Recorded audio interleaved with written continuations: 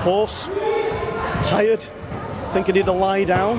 My blood pressure's gone through the roof because it's as competitive as between schools, coaches and teachers as it is for the children. But at the end of the day, all the children really enjoy themselves, and it's just a credit to them, but to their coaches who put so much time, commitment and effort into making sure that they're well prepared, well organised and ready for the event. So just a word on the coaches: Darren Gorman, Rachel Burke. There's quite a number of them. How impressed have you been with them, with the kids this year? We've been really impressed. Actually, the camaraderie and the teamwork has shone through. And some of those events that were really, really close, and you saw some of the resilience of the children come through. There's a few laps where, as he swapped over, one was last and came up on the rails and won. It happened about 3 occasions, which is down to the coaches. Never give in. Never give in. So how important are these events that they put on in terms of combating obesity? Combating obesity? Well, to be honest, it's usually those children that are the best at, whether it be football or cricket or athletics, that come to the fore.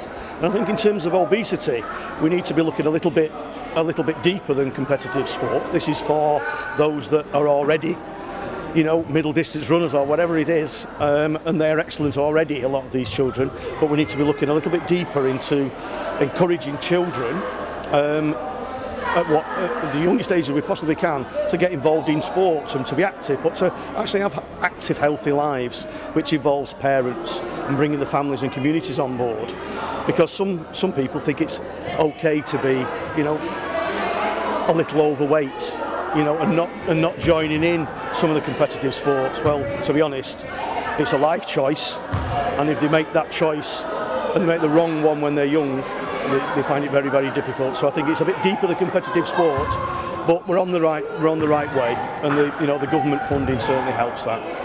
So just while you're here, do we have an update on the artificial pitch that's meant to be going in at the school? Well, I met with the engineers today. We're waiting for confirmation from Sport England for their donation towards it, which is about 75 grand. They've removed all the contaminated building waste that was dumped on our pitch by the unfortunate Carillion. But again, that's cost the school over £100,000 towards removing that. But they're well on the way. They've done all the groundwork. They've dug all the waste out, and now we're ready for phase 2, which will be first of all the extended playgrounds. Then we're hopeful of an artificial floodlit pitch with a grass sports pitch as well to complement the already great facilities at the school. Yeah, I work for a company called Vision for Education.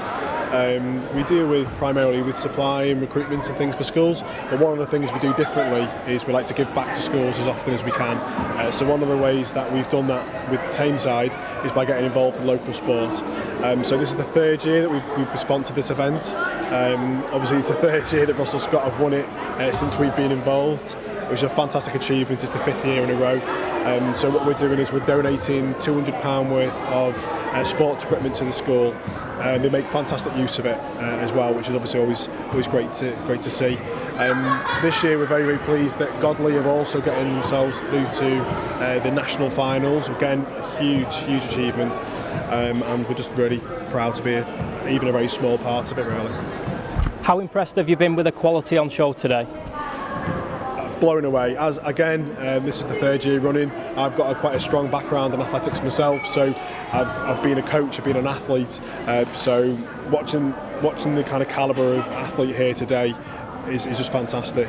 Really, it's not just about the performance; it's also about the team effort, the camaraderie between obviously the pupils and the schools. And it's very, very clear that the schools are very passionate. Teachers possibly a bit too much. I think sometimes you have to stop them putting the trainers on and jumping in, but absolutely wonderful to be a part of it, really.